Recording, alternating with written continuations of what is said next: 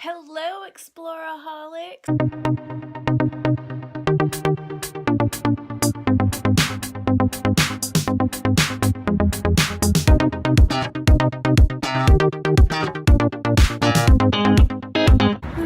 Hello, Exploraholics. It's kind of late at night, so I apologize if the lighting is very obviously indoor lighting and everything, but we're on a retreat and it's cold and rainy, and it just kind of reminded me of this other time I was on a retreat, so I'm going to tell you the story of it. It was while I was studying in England. I did a semester in London. We went on our spring break tour and went around the Scottish Highlands, which is a beautiful place. I love it. We went to Glencoe, which was gorgeous. I remember we were driving through, it was kind of like cold and rainy and whatever, and I was just looking out the window and I was like, I can't imagine this place being any more beautiful than it already is. The next morning I woke up and looked out my window and everything was covered in snow, and I was like, oh, that's how it can be more beautiful. It was just such like a surreal time. Like sometimes I'm just like, wow, like I actually got to see, like it was probably the most beautiful place. I swear, it was wow. What happened was I was touring around Scotland with the people that I was on the semester abroad program with. It was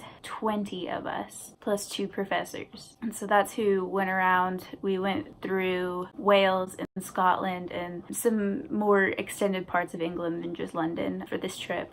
So we went to the lodge, I guess, that we stayed in. There weren't a ton of other people there that week. It was a really cozy, like family run feel kind of place. Ooh. I don't know if you want to see, but that's my tripod right now. So sorry.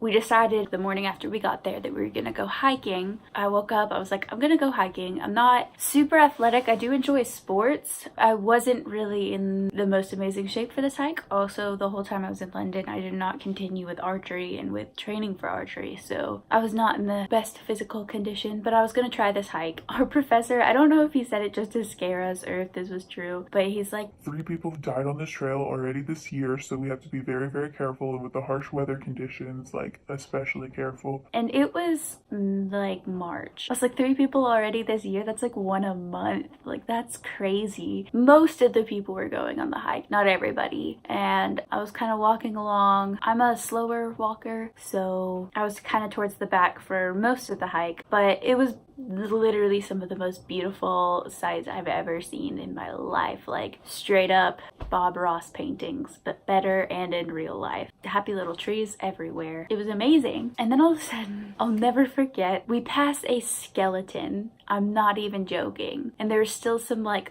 flesh and like bloodiness on it, but mostly skeleton to the side, and everyone's like freaking out, and I like look over and I see it and I was like, I cannot look at that, like no. So that kind of set the tone for the rest of this trip for me.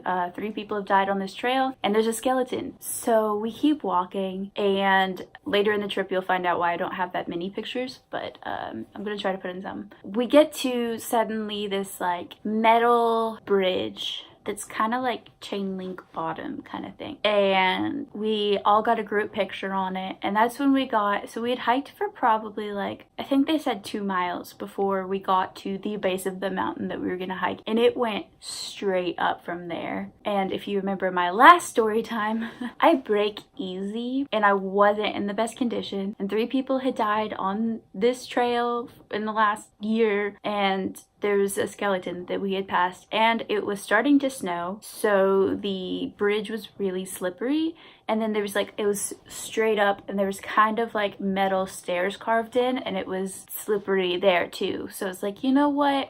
Something tells me this isn't going to be the best for me. So I decided to turn around and go back. Already like probably 5 or 6 people had turned around to go back. So, and one of them was my roommate. We only had 1 key for the room. We were supposed to turn it into the desk before we left, and so she turned around and had already left already. So I was like, okay, cool, I'll go back. And it's flat the whole way. There's just no one else around, so I think I'll be fine. I tell my professor, I was like, hey, I'm gonna head back now, and he's like, okay, cool. And he's like, shoot me a message when you get back. As I'm walking, I'm taking tons of beautiful pictures. I drank out of a mountain stream in the Scottish Highlands, and I swear it was the best water I've ever had in my entire life. And I look up, and these pictures didn't come out.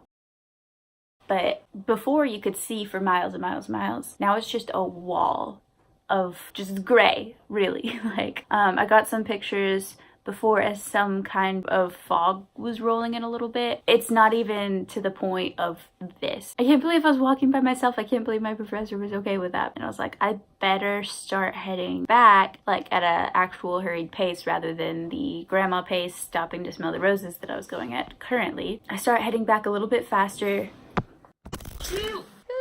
So I start trying to beat the storm back to the lodge because it's still pretty far off in the distance at this point. Then I realized that there's no way. I am just heading straight into a storm that is headed straight for me. And I'm like, okay, so I'll be walking through the snow. And there was only like one path to really follow that would eventually take me out to the road, that right across the road was the lodge. So, and then I realized that it is not just a snowstorm. It is a hailstorm. And it is coming down little teeny tiny pieces of hail, but it is hitting me so hard and it hurts so bad. I've never been so cold in my entire life. I come across a man at some point while I'm walking, which was really scary because like I'm alone and I have actually like my hat pulled down and it's like a knit hat so that I can still kind of see through the holes, you know, like I'm trying to like see, and my scarf pulled up to like shield my face because I'm walking straight into hail. I had marks all over my face. I'm walking through, the wind is whipping, and the guy like yells to me. He's like, turn around, you're not getting out of this storm. But I was thinking that I was more than halfway there, so I was gonna keep going. Also, if I turned around, I would be walking with the guy, and meeting a strange guy in the mountains doesn't really sound like that appealing to me. Kind of sounds like a murder setup. So I was like, oh no thanks, I'm almost there. And I look over and I see some wolves.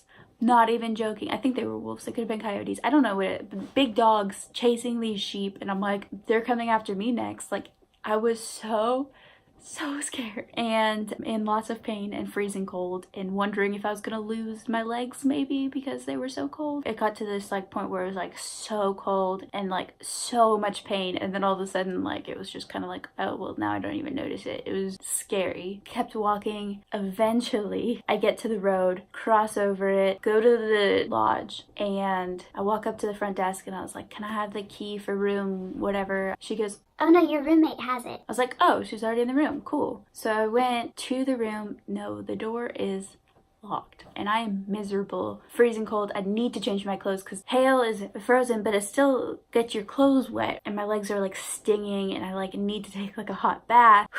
So there's no one in my room and the door is locked. So I came back and I'm like, are you sure you don't have the key, that she didn't bring it back or anything? And she's like, no, it's not here. She must have taken it with her and the rest of your group went into town. I was like,